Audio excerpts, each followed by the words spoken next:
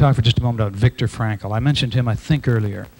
A Jewish psychiatrist who worked in Vienna before the war. At the time of the war, he was taken into a Nazi prison camp. They allowed the prisoners who were taken to the prison camps, I understand, just a very small bag or a very small suitcase of their belongings. And so each of the people who was taken to the camp put into that suitcase, of course, the most precious objects that they could, I would imagine, to take with them. And in Frankel's case, he said he took with him his manuscript, a book manuscript that he had worked on for a very long time.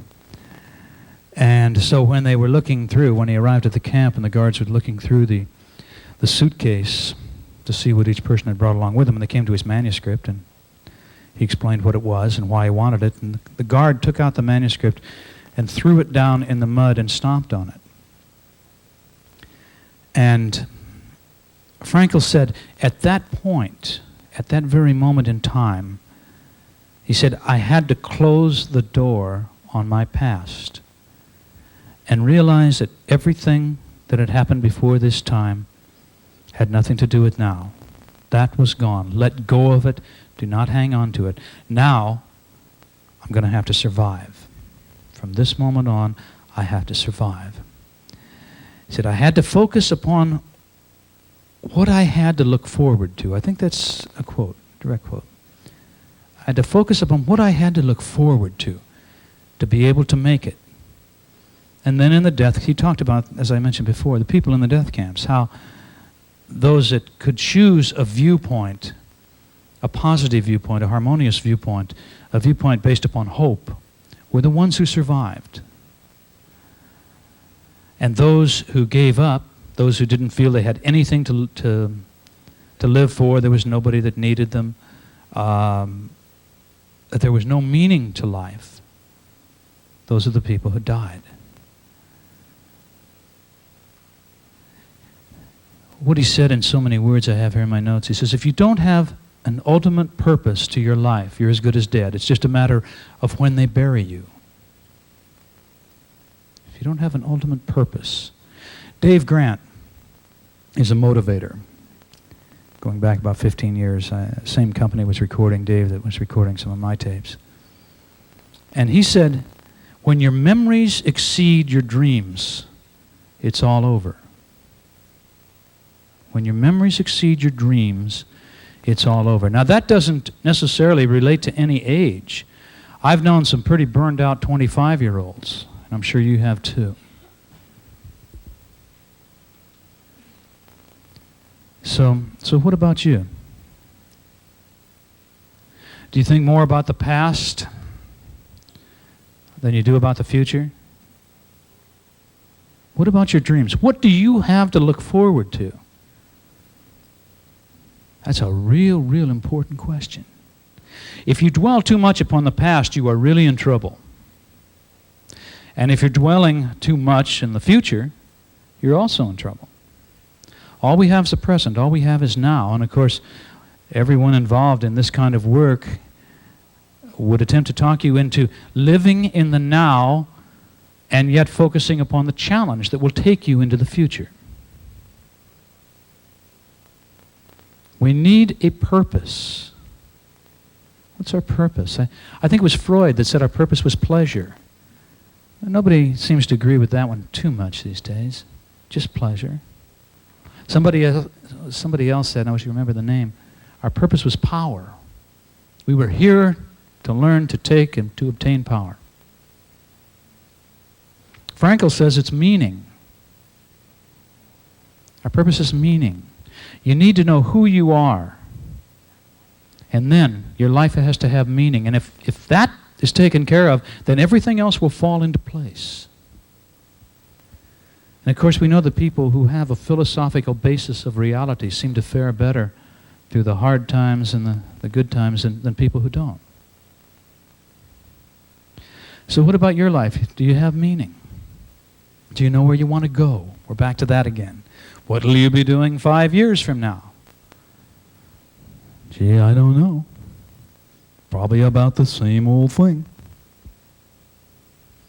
And as I said yesterday, I guarantee you, you won't be disappointed. What are you going to be doing a year from now? 6 months. Well, I know certain things I want done in 6 months and certain things I want in a year, and I'm very clear about some of the things I want done in 5 years. I'm not living for them. I'm being very responsible to them because I'm having a ball on a day-by-day basis doing the things that will carry me to this point and this point and this point. I didn't always have that kind of clarity. How many people in here have that kind of clarity? I'd like to see a show of hands. Okay, look around. That's not very many. So I would contend that that's still your first priority. Still your first priority.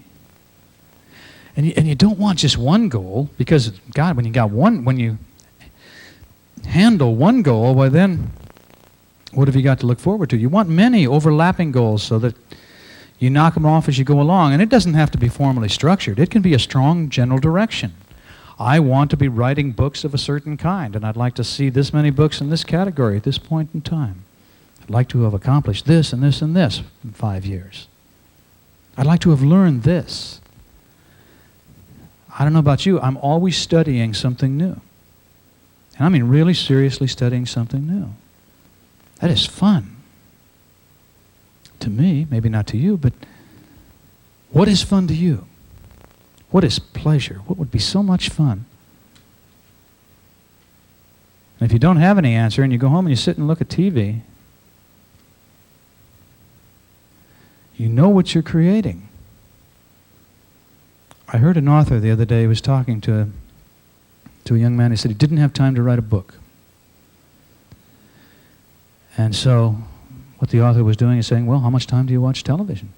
And it wasn't that much time, but he said, well, you know, you can write so many pages, usually a day. That breaks down to so many an hour. He said in less than a year, if you simply gave up television, you would have a novel this thick. And it's true. Just mathematically, logically, boom, boom, boom, boom, boom. There was his time to write the book. So if he really wanted to write the book, he ought to be able to easily give up the watching of the television. Here again is a quote from Viktor Frankl. He says, what man actually needs is not a tensionless state, but rather the striving and struggling for some goal worthy of him.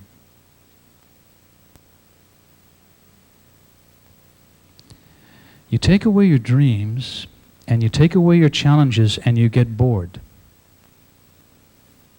1 and 1 equal 2. It's that simple. Take away your dreams and your challenges, and you get bored. But I see people around me, and they are busy, busy, busy, and they work, work, work, and they've got commitments on top of commitments, and they're still bored. They're still bored because they don't have anything of substance to look forward to. It's very sad. It's always sad to me.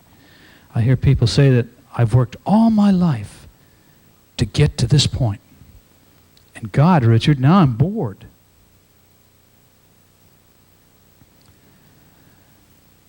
If you've worked all your life to attain something,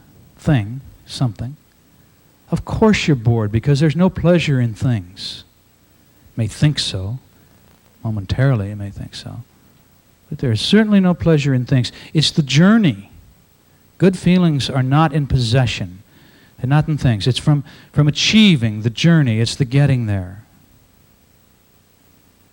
I'll work on a book and work on a book, and it's my whole life for a while. Not my whole life, because my family's my first importance, but career-wise, it's served my whole life for a long time. But the moment I've done the last page, I couldn't care less about, I want to see it published. I'd like to see it in the shelves, but I get a new book and I'll sniff it and look at it and go, wow, but that's the end of it.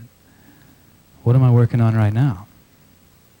What's fun right now? What's so exciting? I can't wait to do it. I can't wait to get up in the morning and run in there and sit down and start to work on this project or that project. Now, if you're not doing that, maybe it's time to do some changing. How can you make your work, your life, your joy? That way you never have to work. That way you get to play all the time. see people talk about, God, I'm going to go to bed and I'm going to be so tired in the morning. Oh. And they're prophets, of course, because here comes morning and they're tired. And next day it's the same thing, until it gets to be Saturday. And they've got to get up to play golf with the buddies, right? 5:30, the alarm clock goes off and it's right up and wide awake and ready to go and can't wait. Because that's joy. And the other's work. So, I hope, I'm not one for passing out in a seminar these long forms that you fill out and you list your goals. I've done all that. I'd rather take the time that we have to communicate as many concepts as we have and to leave it to you when you're done to hopefully start to structure the goals. We're going to do a process in just a moment, that a pretty powerful process about what you want. But it's only going to look at one particular area, and there's so many areas of your life where I think it will serve you to at least have something to look forward to. If you have a problem with the word goals, then just say something to look forward to. You don't live for it, but it's there on the horizon. It's part of the challenge that makes every day fun. You've got the physical area of your life. You've got the mental area, the social area, the financial area, the career area, the spiritual area of your life. All of those areas, to me, should be filled with aliveness and joy.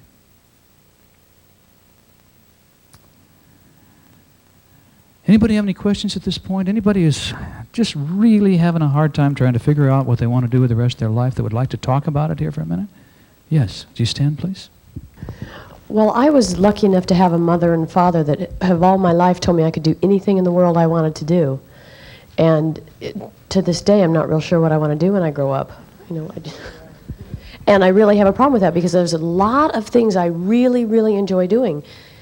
But I don't know how logical it is. Well, why don't we skip logic for just a moment and tell me what you really... No, don't keep the microphone. Tell me what you really, really, really would enjoy doing. What would be pleasure? What would you do naturally and well and be so much fun you wouldn't be working?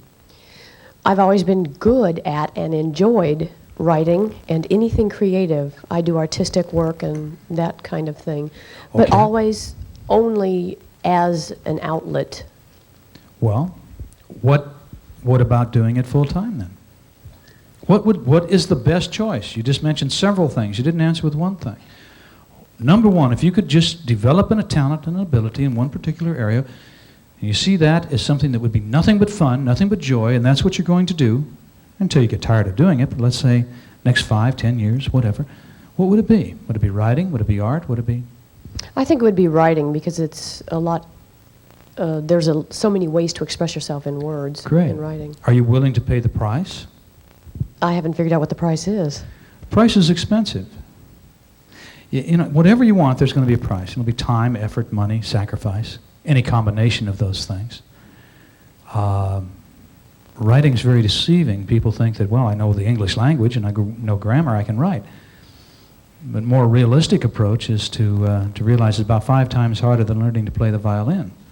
And I think that's probably a more realistic evaluation of learning to write. But are you willing to do it? It means learning. You don't even have to go to school for that. There's so many good books, but it means studying and working and working. Well, as an example, I write poetry, and people at work, whenever somebody's leaving, they ask me to write a poem about the person that's leaving. So the illogical part of this is that I write to a specific person. I mean, I have to know something about them. Well, that's one aspect, and that's fine, and that's fun, but a writer will write, you can be an ad writer, you can be a nonfiction writer, you can be an article writer, you can be a novelist, a lot of areas of writing. I want to Which write novels. Novels. All right. Do you love novels? Is that something that you... I read all the time. Okay, then you already have that's critically important right there. As they say, you write the sort of things you like to read. That's the best advice you can give to someone. So you but I learn like to write read your books. The what? I like to read your books. Oh, well, thank you. Well, you can write them. I'm tired of writing those books. No, I'm not really. I have to... I'm very concerned, though, in my writing. It's funny. Maybe this is something good to share. When I start a project, any kind of a project, the questions that I ask myself are all related to, I have the energy for this? In other words, do I have the kind of energy that is going to cause me to just, I can't wait to get up in the morning to get at that project? And if the answer is yes, then I know I've got it made. It's going to be, not only is it going to be an easy project for me, but it's going to be pure enjoyment. It's going to be fun. Predestined Love was a book that, I hadn't written a book for Simon Schuster for a long time, and it was Tara's encouragement that said, it's time you did that. And I would come back with, I've got so many responsibilities with the corporation and all of it, can't take the time, and I'd make a lot more money for us otherwise. And she said, it doesn't matter. Don't worry about the money. Take the time and write the book that communicates to more people. And I responded to that, and I did, and it was a joyful experience. The last book I wrote, not that I didn't do okay with it, but I think the book's good, and I've gotten some real good reaction from people, but I didn't have the energy for this last book. They asked me to write it, Finding Your Answers Within. Simon Schuster said, we would like a book like this done. We figure you could do it. Would you do it? And even though I never have problem with writer's block or never have problem saying, I'm going to go out, I'm going to sit down, and I'm going to work, it wasn't with that abundance, that joy that I normally have. And the book was much more difficult to complete. I made sure it was a real professional book before it was done. But I won't do that again. Unless I'm hungry. Never say never, but I got to feed my kids. I'll do what I need to. But I don't want to do that again. I want to come up with the idea that I've got so much energy for it, I can't wait. And that's what I did in the new one. It's called Earthly Purpose. And it's a thrill to be writing this book. So that's what you want to do. And there's no reason you can't make a living doing that. There is plenty of room for writers to make a living. But what do you have to do? You have to be responsible to the goal. You've got to start studying. You've got to start opening the doors that will allow you to make money doing what you love doing.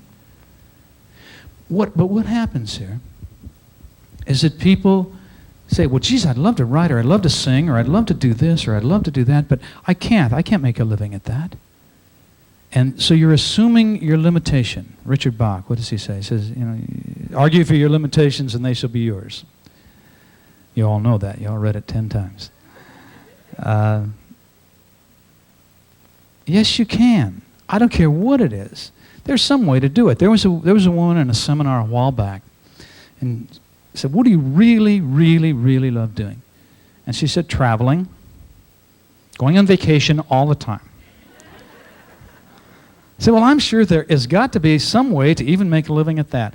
And she did. She's tied in with travel agencies somehow, and she's leading people all over the world, and she's written me 2 or 3 letters saying, God, I'm glad you started me thinking in another direction. I just couldn't even begin to think about something like that, and I did. You ever seen these little puzzles where there's 9 dots and you got to connect the damn things with 4 lines, those sort of things? Oh, God. I always feel like a fool. I think I have an open mind. I get the puzzle book, the conceptual blockbusters or whatever they're called, thing, and figure out how to do it, and I can't, and I'll mess with it, and go to the back of the book. Here's 4 or 5 different ways to connect the damn dots with the lines. But I haven't let my mind stretch out far enough to consider all the possibilities. There are so many more ways to do something than there appear to be. Who else? Who else wants to talk about this just a minute? What you're doing? Yes, right here. It's a problem when you start talking about creating your own reality, because I've looked at that very carefully, and I've found that I haven't created what I really want to create. I mean, I know what I want to do, and I've done it, but it hasn't succeeded. I mean, I haven't gotten my books published. I don't have my television show on the air, and I don't have that relationship that I want and all those things. And I don't know, I still don't see my way through to creating my own reality, because I really feel negative when I'm starting to do something. And well, you feel negative before you even start to do it? I'm beginning to feel negative, yeah, before I start. Oh, you're beginning now to feel negative. That, of course, and I really do think that you do create your own reality and by being negative, but well, of course when I look you at it, point. I see negativity. I mean, I don't see any great results. Okay, So tell me about the jump? writing. You're a writer too, correct? Yeah. What type of writing did you want to do, and what have you done to support that goal? Well, I've got a novel that I've been trying to publish. I've got another novel that I've just finished that I'm rewriting. I want to publish that. I have a Well, how long book since you finished on, the first novel? about 3 years, How, 4 years. do you have a good agent? No. Well, why haven't been you put a trying- whole lot of energy into finding the right agent? That's I part of the did. price. Well, I did. You're I never going to mean- sell a novel without an agent. Chances are about this much and that much without it. Okay, well, I just sent out 2 more outlines and proposals to agents, but I've already, contacted a number of agents, and they are not taking the book. Uh-huh. And what have they said? Well, either they didn't want to handle it, or they didn't think they could sell it, or They didn't think they like could sell it. Did they give you a reason that they didn't think they could sell it? Oh, well, what? Are you writing genre fiction that has to fit within narrow categories, and you've Pardon? usually if Genre? if an agent tells you they don't think they can sell it, they will tell you why. Well, some of them didn't like the writing, which Well, are you a good writer? Do you know how to I write? am a good writer. I Mhm. mean, I've always been a good writer, but when it comes to this novel, I'm having a hell of a hard time. Have you given it to a professional to evaluate? I've given it to several. And what have they said? Some of them thought it was very good. Some of them didn't like it. Uh-huh. Did they tell you why they didn't like it? Yeah, they gave me some suggestions, and I've already rewritten it twice. Mm-hmm. Mm-hmm. So, but in the meantime, I'm doing another one. But I find that the more things I do and the less success I have, the more depressed I get about it. The harder it is for me to go out there and do anything. And Some Of of the course, most no, I- successful writers in this country have been rejected so many times. yeah, It's just absolutely incredible that they kept going back. They say to be a writer, you've got to have persistence as your number one goal. yeah. You keep going back and going back and going back. But there are steps. There are important steps in being a writer, and I see all too often that people shortcut those steps. I've got a hell of an agent. I've got the best agent, the house, which I won't mention here on camera, but in this country, as far as I'm concerned. But I won't send my book to them until it's gone through 2 editors and several opinions from professionals, because I want every bit of feedback. So when they get it, I have given it my very, very best. There's a lot of things like this that you have to do.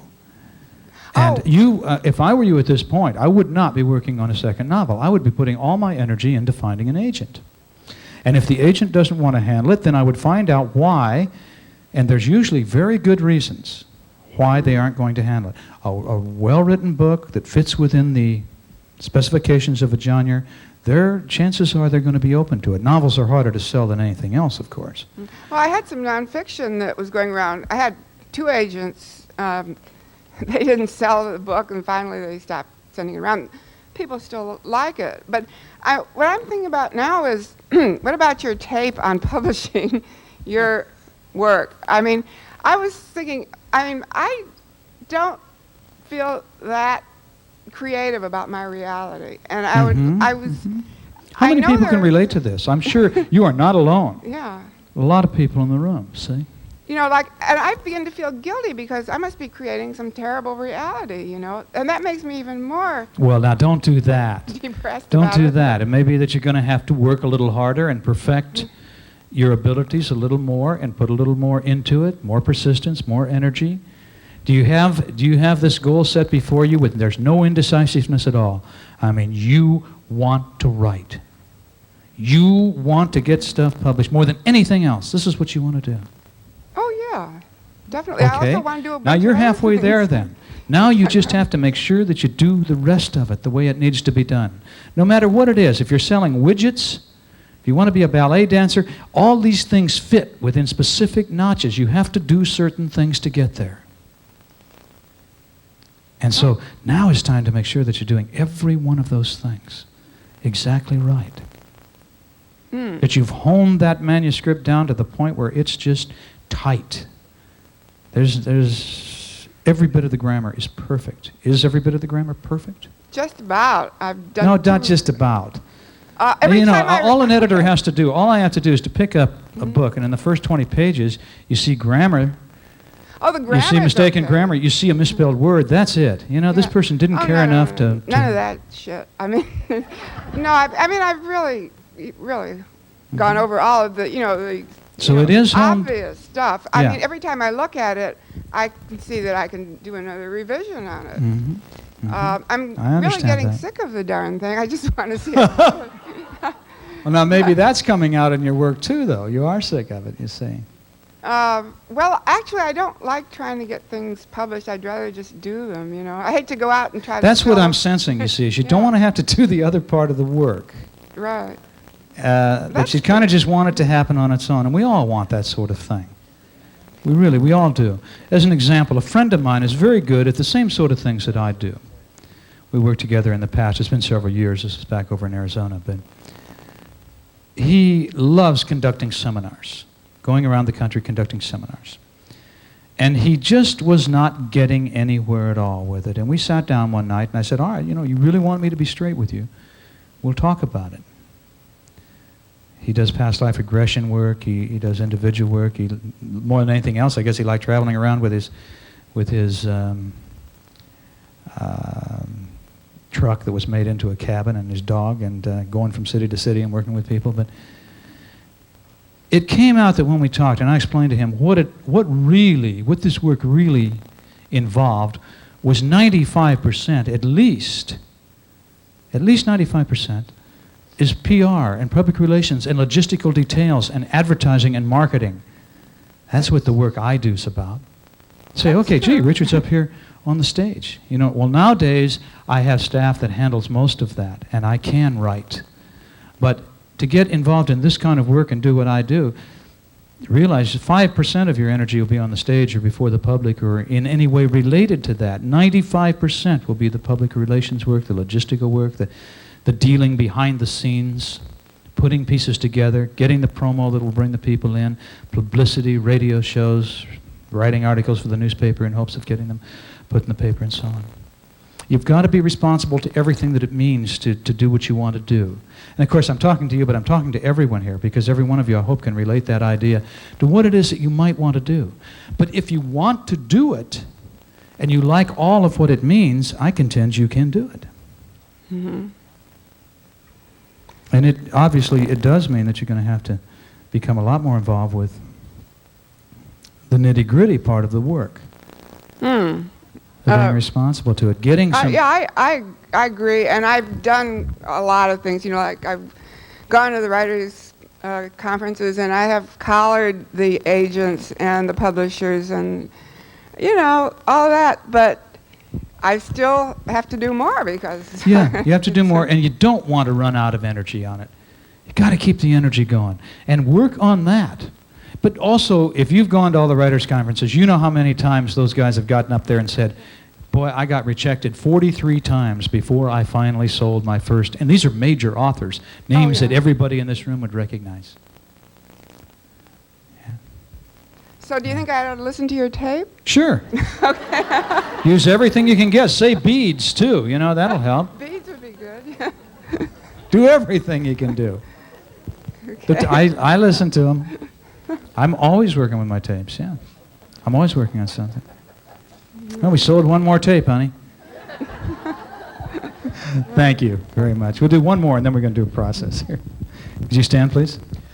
I just want to talk to that issue with her. I'm an actor, and I'm in the same boat of not following step by step and being afraid to go look for my next agent because I've been rejected so many times. And I think it has to do with tying my rejection into my self-esteem, which is where I shall be successful if I believe I can be successful, and my belief in myself. Yes. That's all. Yes, yeah. And of course, now here we are, we have one person standing up talking about, two people talking about writing, and one person talking about acting. These are among the more difficult of all the professions.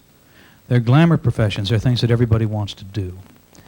Most professions don't have that kind of competition and as many opportunities for rejection, as you say. Because, boy, I've had so many friends who are writers and actors and musicians, and it takes a lot of perseverance in any of those fields in regard to that part of the arts. but I also see him do it. Let's do a session. What I'm going to ask you to do here is to just take one area of your life. Now, we're going to play with career success a little bit this afternoon because that relates so much to everything else. But in this session, I'm going to simply ask you to choose one area of your life, an area that you'd like to obtain more clarity in. So this could be, as I said, the physical, mental, social, career, financial, spiritual. What do I really want in this area of my life? What do I really want in the spiritual area of my life? What do I really want in the career area of my life? I'd like you to choose one area of your life, and we'll do a session, and I'm going to ask you, I'm going to take you down deeper again. We'll go down the number 7, deeper, deeper, deeper, a couple of times so that we're in a little deeper, and be open to anything that comes into you, any ideas, any thoughts, impressions, visualizations, feelings, all of it. What do I really want?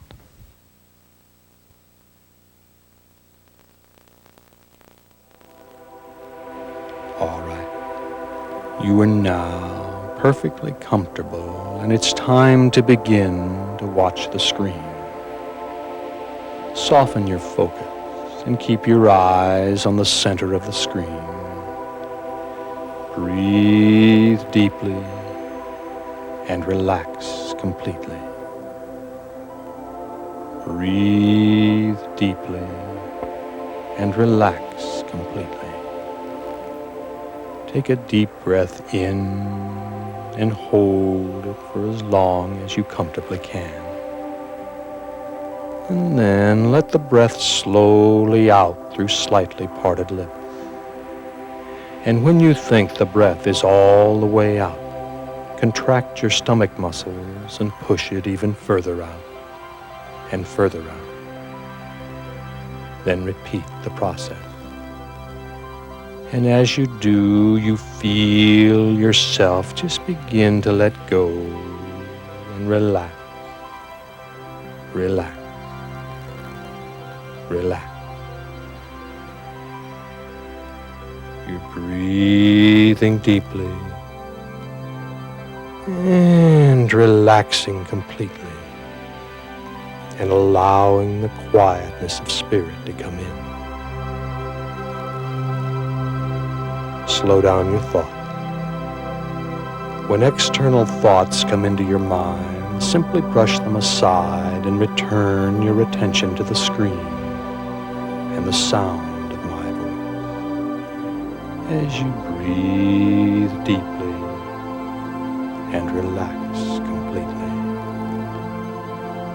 Breathing deeply and relaxing completely.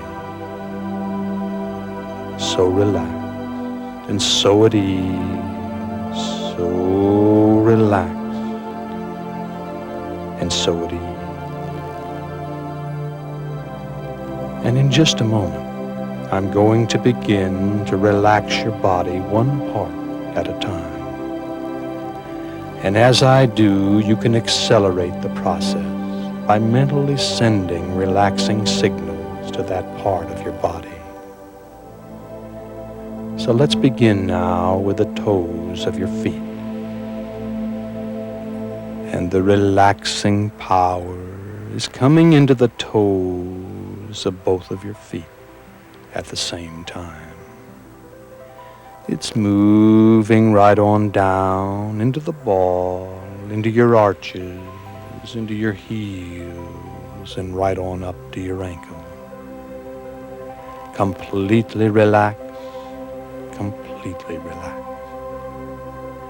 And now feel the relaxing power moving up your legs to the knees. Relaxing all the muscles as it goes, and moving on up your legs now to your thighs and to your hips, permeating every cell and every atom.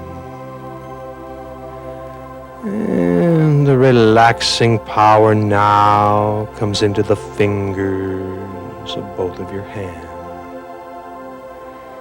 Feel your hands relaxing And feel the relaxing power move on up into your forearm,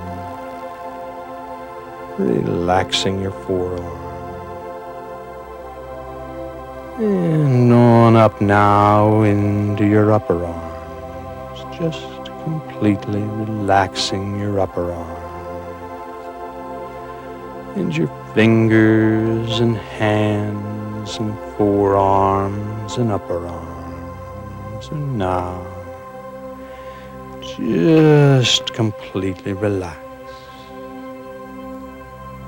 And the relaxing power now moves on down into the base of your spine. Feel the warmth in the base of your spine and feel it begin to move very slowly up your spine, up your spine, up your spine, and into the back of your neck and shoulder muscle. And the back of your neck and shoulder muscles are now loose and limp, loose and limp, just completely relaxed. And the relaxing power now moves on up the back of your neck and into your scalp, relaxing your scalp. Feel your scalp relaxing. And it's now draining down into your facial muscle. Your eyes are relaxed and tired and heavy, but you keep them open and focus softly upon the screen. Your facial muscles are relaxing. Your jaw is relaxed. Allow a little space between your teeth, and your throat is relaxed. Your entire body is now relaxed all over in every way, and all tension is gone from your body and mind. And as you continue to watch the screen, I want you to imagine yourself going into the screen, into the screen, into the screen. As you go down, down, down, deeper and deeper into a relaxing level of mind, deeper and deeper as I count backwards from 7 to 1, letting go of the physical and going down, down, down into receptive mental realms. Number 7. Deeper, deeper, deeper, down, down, down. Number 6. Deeper, deeper, deeper, down, down, down. Number 5. Deeper, deeper, deeper, down, down, down. Number 4. Deeper, deeper, deeper, down, down, down. Number 3. Deeper, deeper, deeper, down, down, down. Number 2. Deeper, deeper, deeper, down, down, down. Number 1. And you are now very open and receptive. Your body is going to sleep, but your mind is awake and alert on all levels. We are removing the filters that normally separate you from subconscious and superconscious awareness. And you are deep. But let's go down even deeper. Number 7. Deeper, deeper, deeper, down, down, down. Number 6. Deeper, deeper, deeper, down, down, down. Number 5. Deeper, deeper, deeper, down, down, down. Number 4. Deeper, deeper, deeper, down, down, down. Number 3. Deeper, deeper, deeper, down, down, down. Number 2. Deeper, deeper, deeper, down, down, down. Number 1. And you are now very, very deep. And I want to give you a self-releasing suggestion. If at any time you desire to awaken to full beta consciousness, simply count yourself up from 1 to 5 and say the words, wide awake. You're in control and can awaken yourself at any time. And now, as new impressions appear, continue to focus softly upon the center of the screen and take a deep, deep breath. And as you let it out slowly, imagine your body relaxing as it's never relaxed before.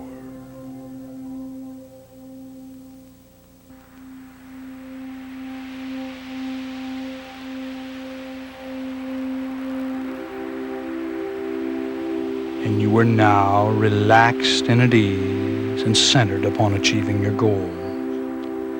You are at peace and feel in balance and in harmony. A quietness of spirit permeates your body and mind, and we are now going to work together to explore what you really want in your life. And I'm going to begin by sharing some very positive suggestions which will be communicated to every level of your body and mind. Now you are open to these suggestions, which you will accept and act upon. You have the power and ability to decide exactly what you want. You now develop clarity about your desires and goals. Every day you become clearer about what you want. That which you do naturally and joyfully, you do best. You now evaluate all your potentials and decide what you want. You are clear and focused about what you want. You now have the courage to make life-changing decisions. In sleep, you dream of positive future directions, and you remember your dreams upon awakening. The word clarity is your key for conditioned response. And these suggestions have been communicated to every level of your body and mind. And so it is. And it's now time to choose an area of your life in which you desire more clarity. So go ahead and choose an area of your life you wish to examine, an area of your life that might be improved by the right changes. Do this now while I'm quiet for a few moments.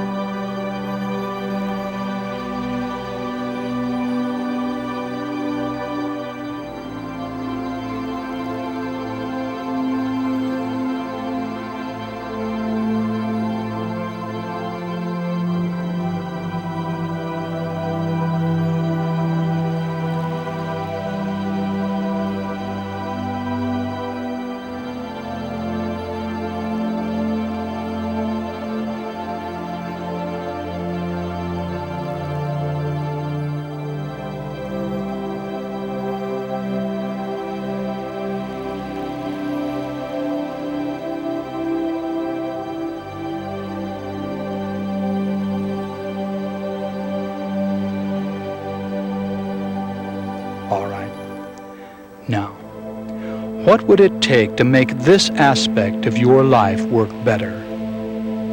What would make you happier and self-fulfilled? Now, this is just a mental exploration, so please don't limit yourself. In fact, don't even be realistic. What do you really want or think you want? Just let your imagination flow freely while I'm quiet for a while.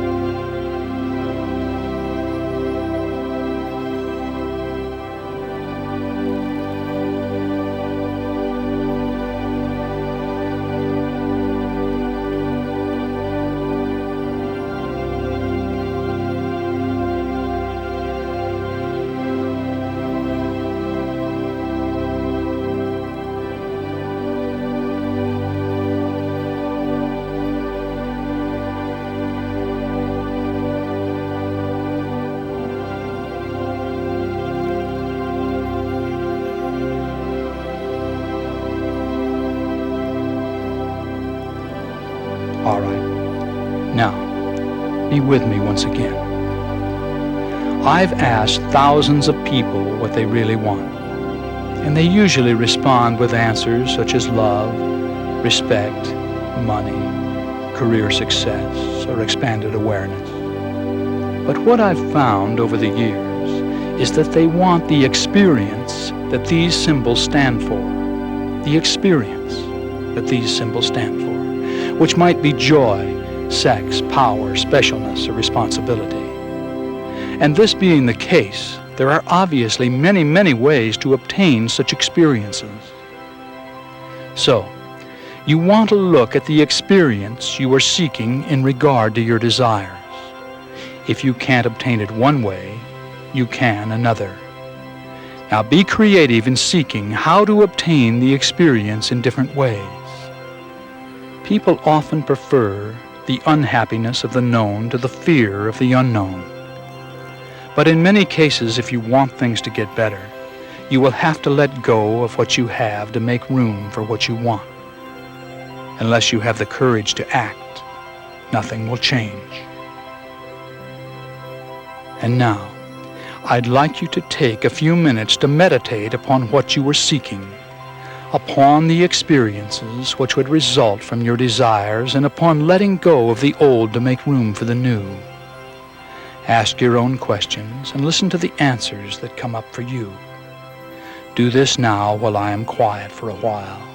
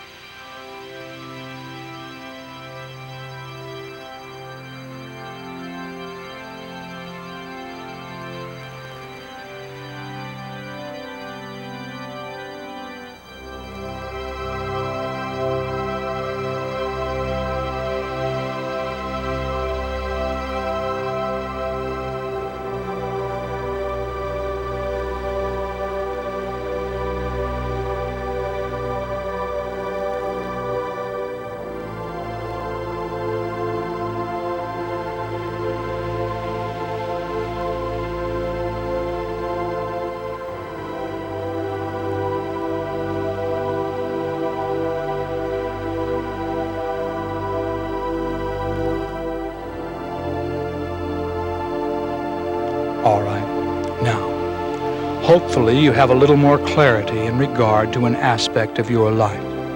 And again, I contend that if you were even halfway realistic in your desires, you can create the reality you desire to experience.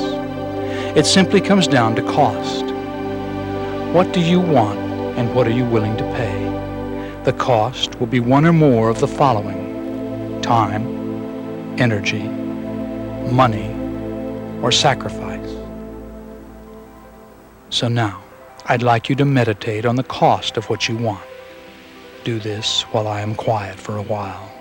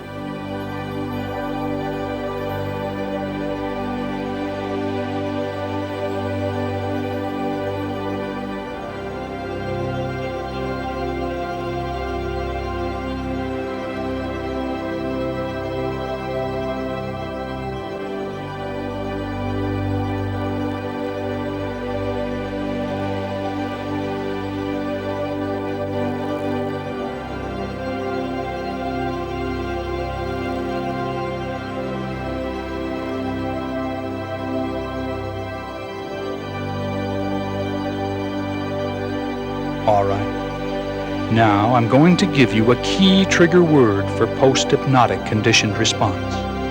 Any time in your daily life that you find yourself needing to clarify your intent, you will simply stop what you were doing, close your eyes, breathe deeply, and say this word quietly to yourself. Clarity. The word clarity is a conditioned response key to your subconscious mind, and when you say this word, you will actually feel a surge of courage, which will assist you to make simple decisions or all-important life-changing decisions. The word clarity now becomes your post-programming conditioned response, and you will experience it as totally effective. And every time you hear this suggestion, and every time you use your clarity programming, it will become more and more effective. And now, it's time for you to create a mental movie in which you perceive yourself already having what you really want. Now create this vivid fantasy and make it real. And in so doing, you communicate your desires to your subconscious mind, which always assists you by generating circumstances to create your programmed reality. So, play the role, play the part, and create a mental movie in which you already have exactly what you want. Do this now.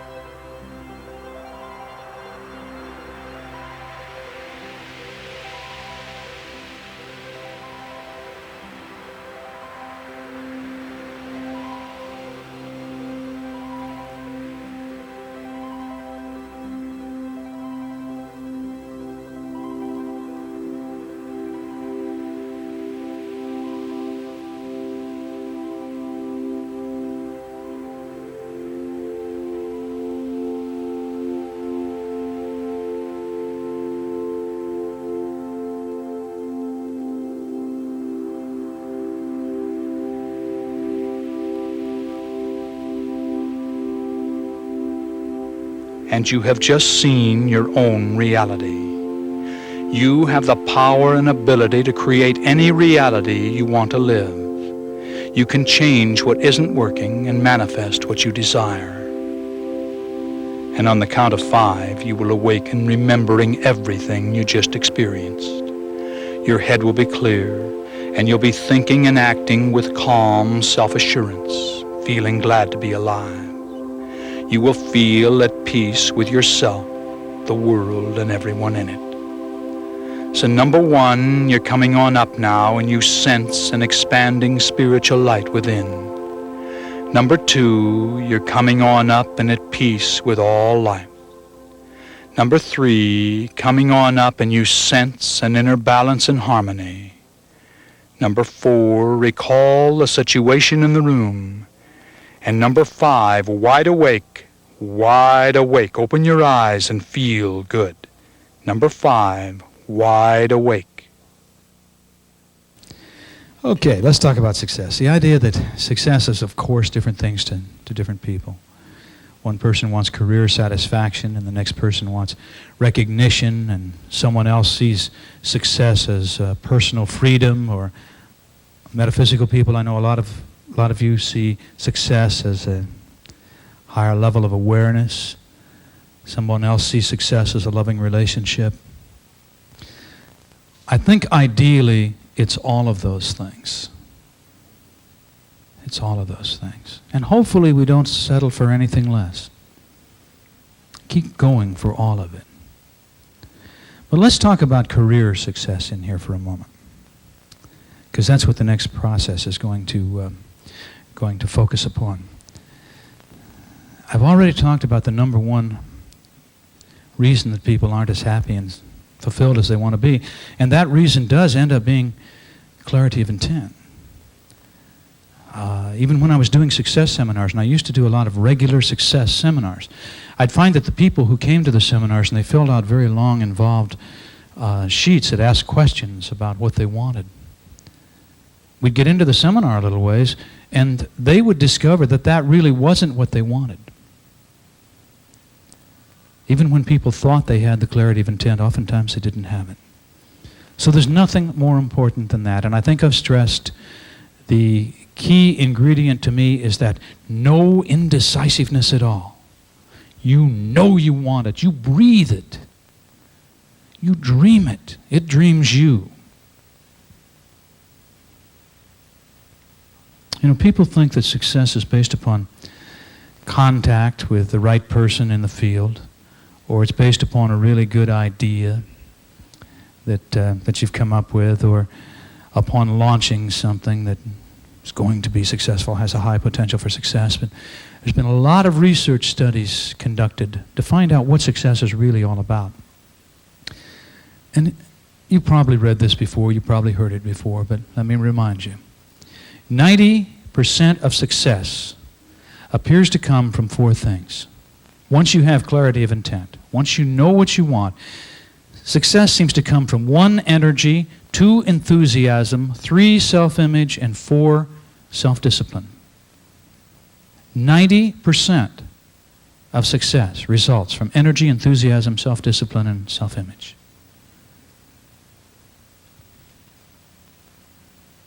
Word to the wise, right? We've talked in here too about the power of beliefs. If you want to create change, you've got to change your beliefs. I think controlling our thoughts is a very powerful idea that I don't know that we've really come up with that much. We haven't focused upon it that much. The idea, though, of not letting the negativity in. You keep those thoughts focused upon the positive. Just erase the negative ones. Catch yourself. I mentioned it yesterday. Catch yourself. I like the idea. Love opportunity. Reverse the power of the thought. It's funny. I always know that if the dream is almost dreaming me, that's kind of a corny line, but I know that it's going to happen. We'd never been out on the bus in the tour. Big Silver Eagle, you know, the entertainer's bus that all the rock and rollers use. And I just thought, God, it would be so much fun to go traveling across the country in the Silver Eagle bus and going from town to town, almost the old-time medicine show, just rocking and rolling with a group of fun people from one coast to the other and back. And I started to check the costs of that, and you know, just the basic. You're starting to talk about $25,000 just for the bus to have it for a month period of time, much less everything else. And I started to see what we could make if we went on the road and how it would work out and on and on. It wasn't real practical, but the dream was dreaming me.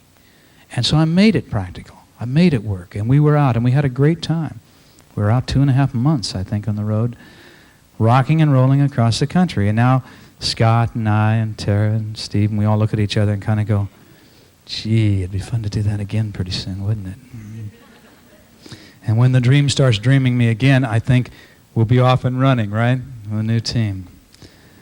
So, anyone else here on this? Anyone else? Okay, well, let's just do the session, and that will one more? One more. I've been to a lot of your seminars over the few years, as you know, and I had always, from the time I could talk, wanted to be a nurse, and that's the dream that I did fulfill. When I came over here, I was not enjoying nursing as much, and after one of your seminars realized that I really wanted to get out of it. So I moved into massage therapy and became a therapeutic massage therapist, and from that went into teaching at the massage college. And I've been wondering ever since, well, in just the last few months, what I'm going to do with that. And these last few sessions have really helped clarify that, but I already work 7 days a week now, all hours of the night and day, between organizing my teaching and keeping massage clients going and doing a little bit of nursing here and there. And I've been given some direction as to what I want to be doing, but I'm trying to think, where am I going to get the time to start making these changes on top of everything else I'm already doing? And you'll find it, won't you? Probably, somehow. Yeah. If you feel it strong enough, you'll find it. I've wondered that so many times. I said, Richard, how could you possibly have taken all this on?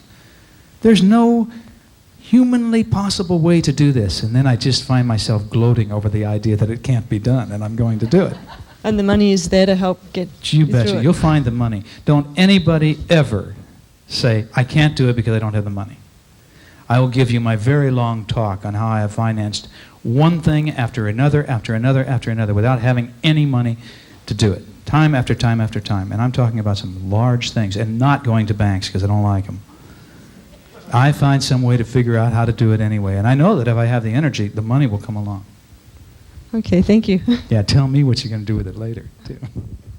Okay, let's do a session.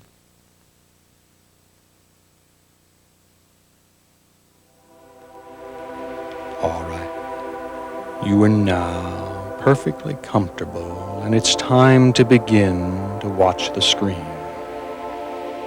Soften your focus and keep your eyes on the center of the screen. Breathe deeply and relax completely. Breathe deeply and relax completely. Take a deep breath in and hold it for as long as you comfortably can. And then let the breath slowly out through slightly parted lips. And when you think the breath is all the way out, contract your stomach muscles and push it even further out and further out. Then repeat the process.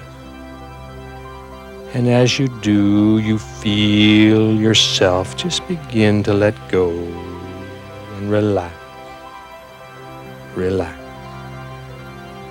relax. You're breathing deeply and relaxing completely and allowing the quietness of spirit to come in. Slow down your thoughts. When external thoughts come into your mind, simply brush them aside and return your attention to the screen and the sound of my voice. As you breathe deeply and relax completely. Breathing deeply and relaxing completely. So relaxed and so at ease, so relaxed and so at ease. And in just a moment, I'm going to begin to relax your body one part at a time. And as I do, you can accelerate the process by mentally sending relaxing signals to that part of your body. So let's begin now with the toes of your feet. And the relaxing power is coming into the toes of both of your feet at the same time. It's moving right on down into the ball, into your arches, into your heels, and right on up to your ankle. Completely relaxed. Completely relaxed. And now feel the relaxing power moving up your legs to the knees. Relaxing all the muscles as it goes. And moving on up your legs now to your thighs and to your hips. Permeating every cell and every atom. And the relaxing power now comes into the fingers of both of your hands. Feel your hands relaxing and feel the relaxing power move on up into your forearm, relaxing your forearm. And on up now into your upper arms, just completely relaxing your upper arms. And your fingers and hands and forearms and upper arms. And now, just completely relax. And the relaxing power now moves on down into the base of your spine. Feel the warmth in the base of your spine and feel it begin to move very slowly up your spine, up your spine, up your spine, and into the back of your neck and shoulder muscle. And the back of your neck and shoulder muscles are now loose and limp, loose and limp, just completely relaxed. And the relaxing power now moves on up the back of your neck and into your scalp, relaxing your scalp. Feel your scalp relaxing. And it's now draining down into your facial muscle. Your eyes are relaxed and tired and heavy, but you keep them open and focus softly upon the screen. Your facial muscles are relaxing. Your jaw is relaxed. Allow a little space between your teeth, and your throat is relaxed. Your entire body is now relaxed all over in every way, and all tension is gone from your body and mind. And as you continue to watch the screen, I want you to imagine yourself going into the screen, into the screen, into the screen.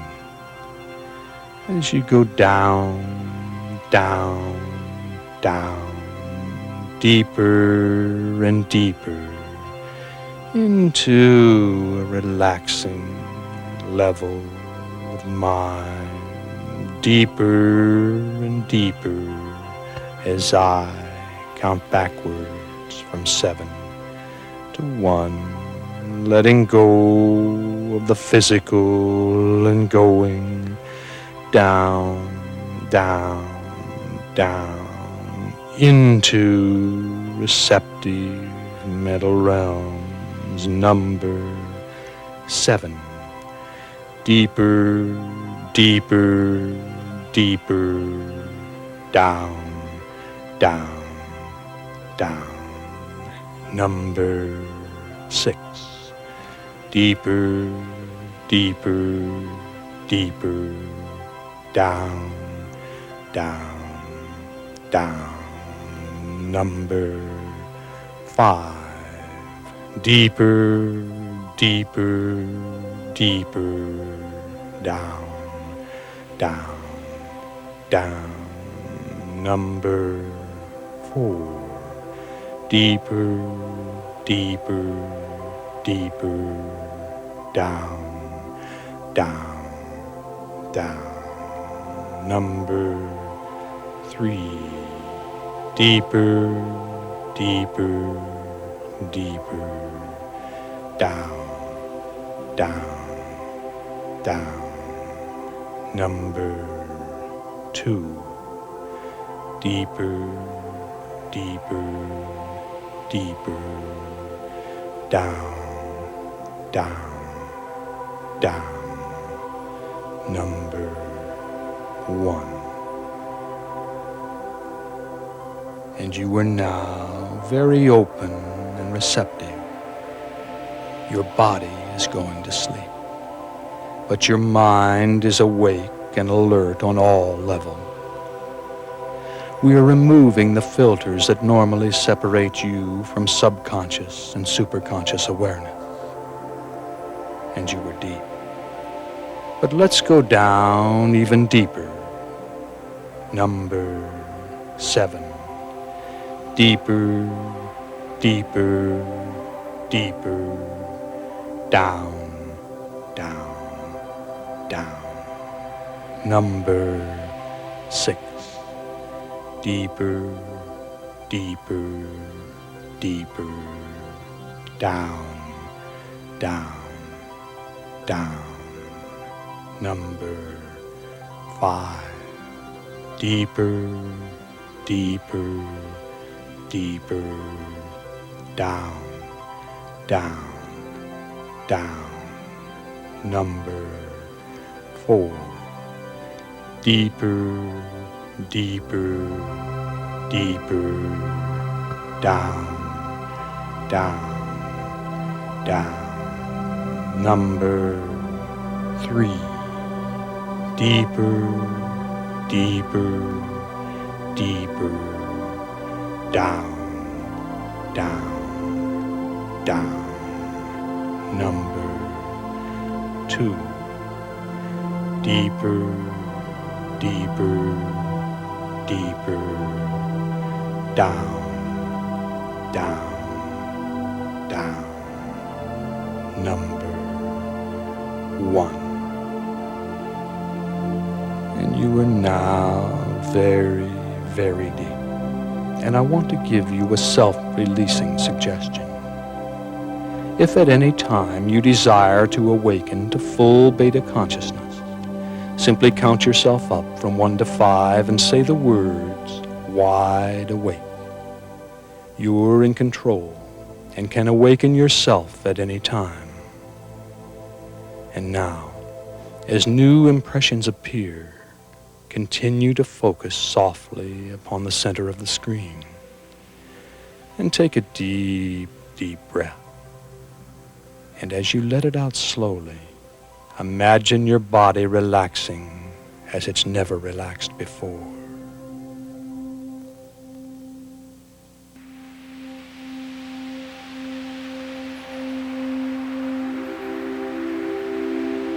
And you are now relaxed and at ease and centered upon achieving your goals. You are at peace and feel in balance and in harmony. A quietness of spirit permeates your body and mind, and you are open to awareness that will assist you to achieve ultra success. Success, obviously, means different things to different people. To one person, success is wealth. For another, it's career satisfaction. Someone else wants recognition, and yet others measure success by their personal freedom or level of awareness. To others, success means a loving relationship. But true success is all of these things, and hopefully you won't settle for anything less. All right, this particular process is about career success. And the most important aspect of career success is clarity of intent and commitment to something that will bring you joy. Everything begins to fall into place once you've made a decision that is in harmony with the universe as it relates to your dharmic destiny. Once you've pledged this direction, things begin to happen almost magically, as if you were a magnet drawing into your experience that which is needed for manifestation. The key to this ultimate power is to have no indecisiveness at all. And the greater your emotional desire, the more power you give to those on the other side who can assist you, which can increase the speed of the manifestation. Okay, take a few moments to meditate upon your career success goals.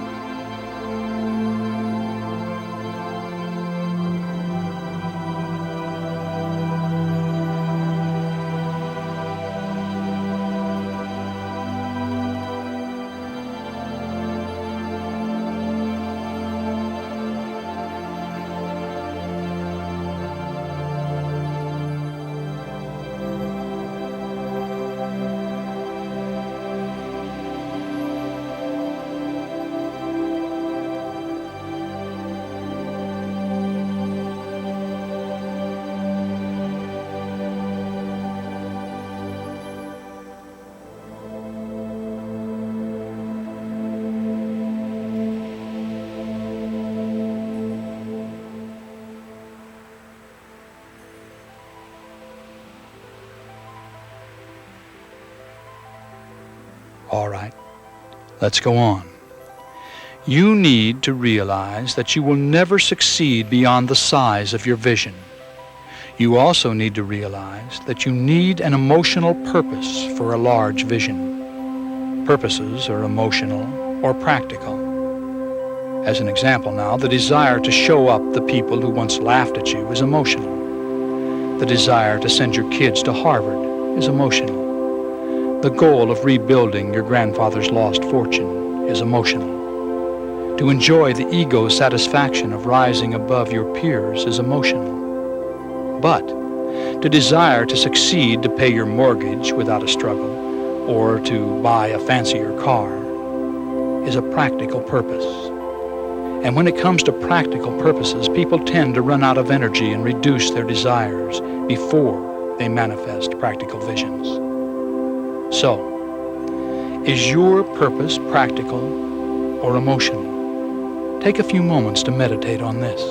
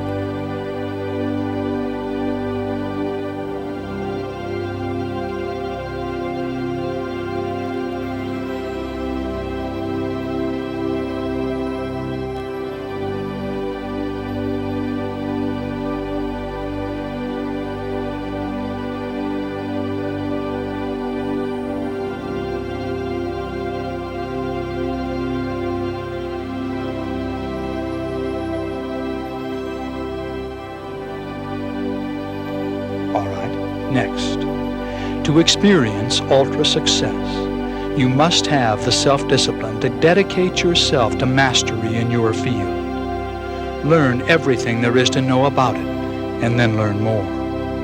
If you want the benefits of mastery, you must be willing to pay the price. And this relates to time. You either spend time or you waste it. Spending time means using it constructively, profitably, and in a way that fulfills you.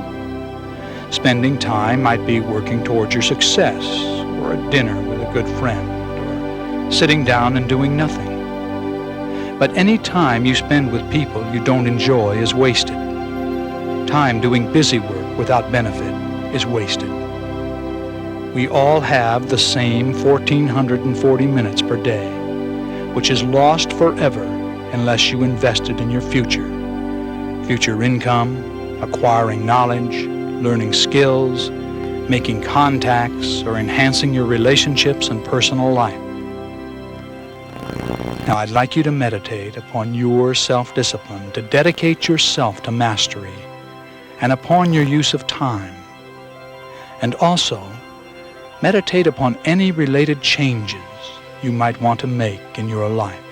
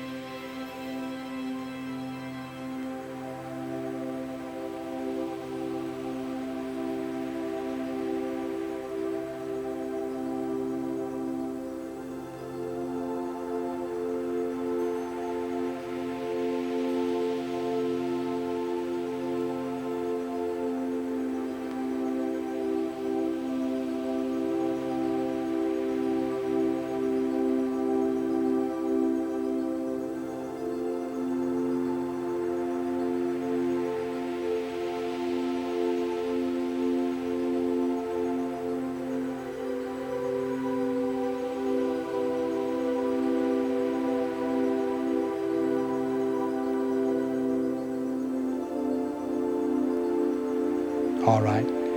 The next area of exploration is self-image. Perceiving yourself as a winner is one of the most powerful success factors of all.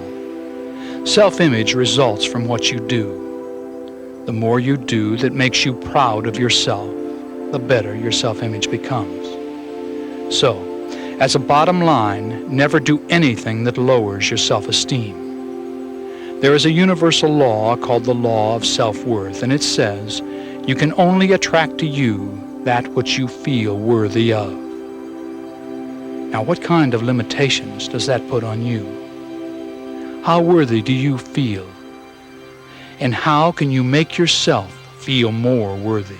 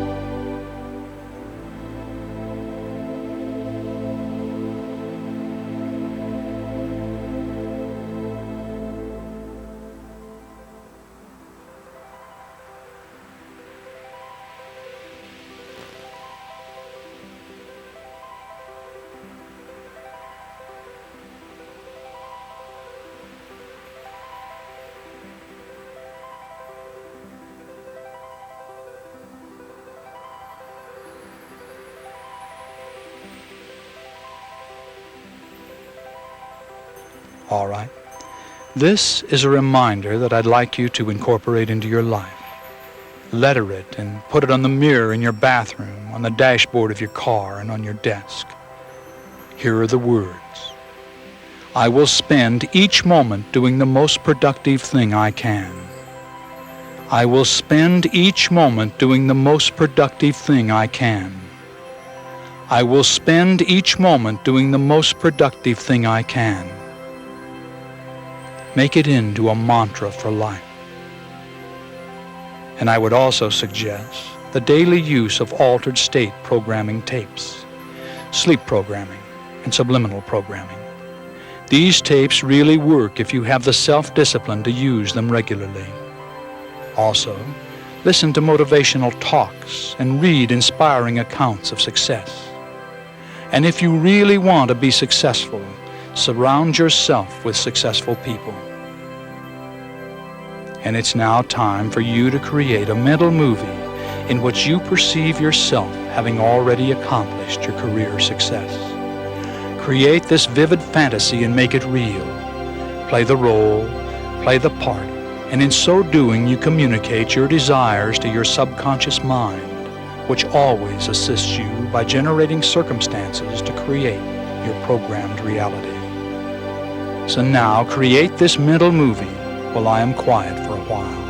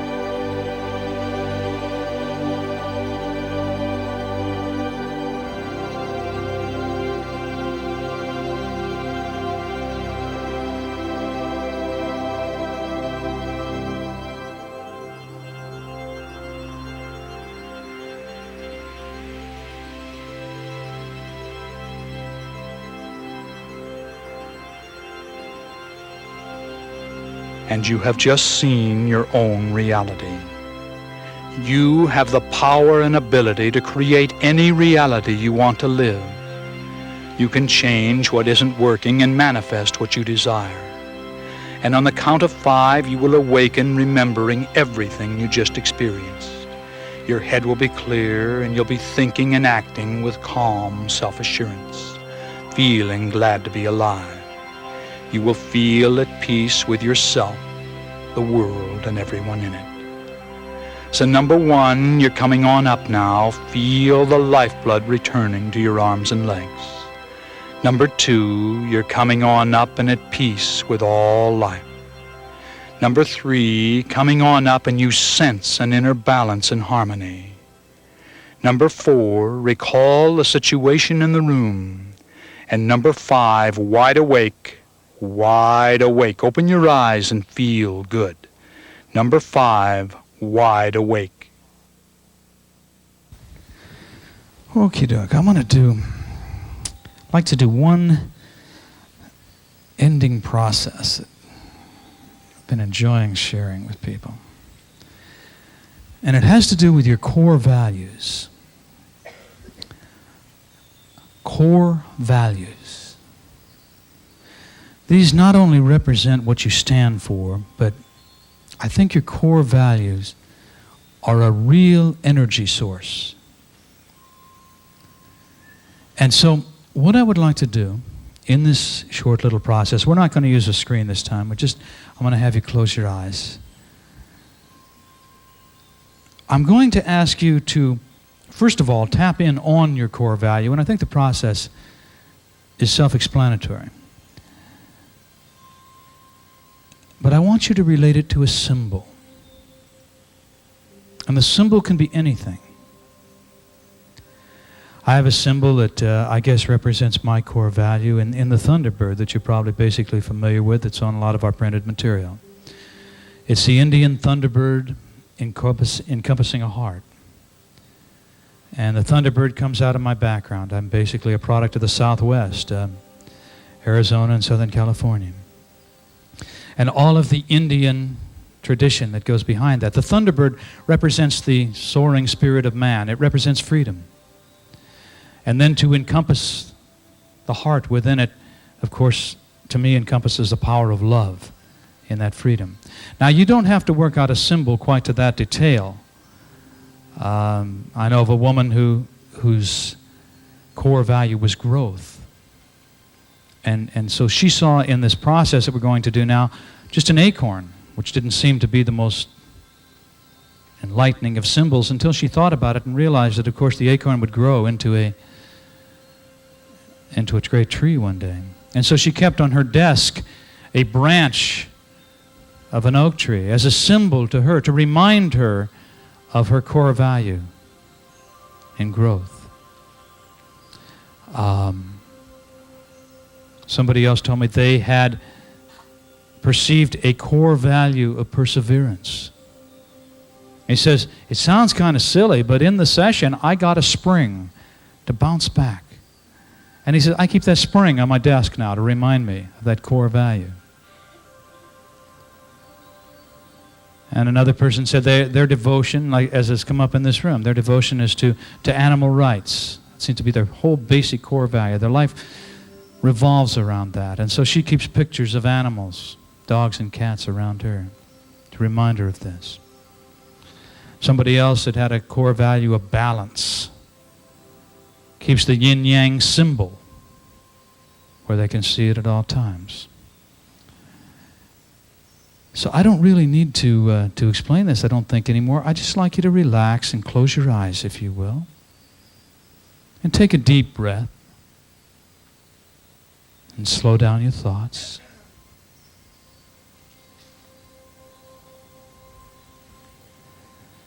And I'd like you to realize that your core values represent what you stand for. They're an energy source. And I'd like you to explore your values as they relate to your dharmic destiny and soul goals. In other words, your core values as they relate to your earthly purpose. So what do you stand for? What are your deepest personal values? In meditating on this, you'll probably perceive several different values, but one will stand out above all others. And maybe another way to relate to your values is to think in terms of what you'd most like to teach your children. So take just a few moments, if you will, and explore your values, and choose that one value that you consider to be your core value.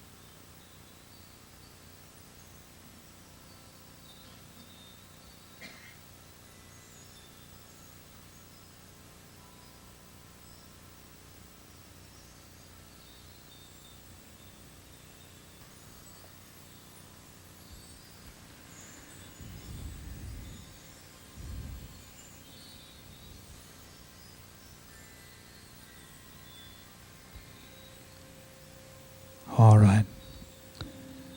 I now want you to perceive an image of a symbol emerging to represent your primary value, your core value.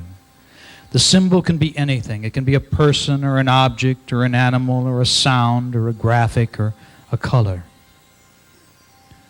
Don't consciously attempt to form it. Let this image just happen naturally, however it comes to you.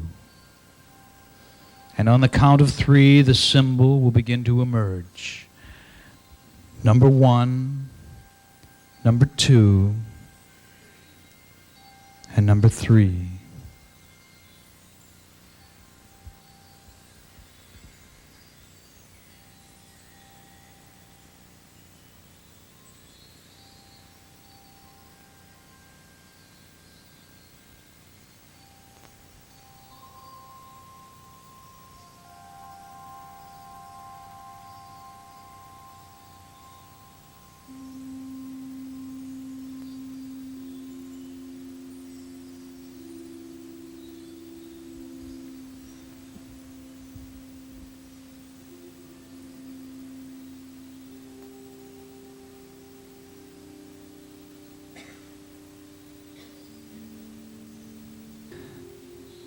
And from this moment on, your symbol will serve to center you, to bring you back to your core value when you need grounding. Hopefully, you can draw a picture of your symbol or somehow incorporate a graphic representation of this symbol into your life. It will then serve as a constant reminder of your earthly purpose. And now, if you've drifted off into an altered state of consciousness, I'd like you to open your eyes and be wide awake, fully alert, thinking and acting with calm self-assurance on the count of 5. Number 1, coming on up now. Sense that expanding spiritual light within. Number 2, coming on up. At peace with all life. Number 3, coming on up, sense a balance in the harmony. Number 4, recall the situation in the room. And number 5, wide awake, wide awake. Open your eyes and feel good. And thank you so very much for being with us. I've loved working with you. You've been a great group to work with. I thank you for being part of this video opportunity. Go in peace and do your best. Thank you.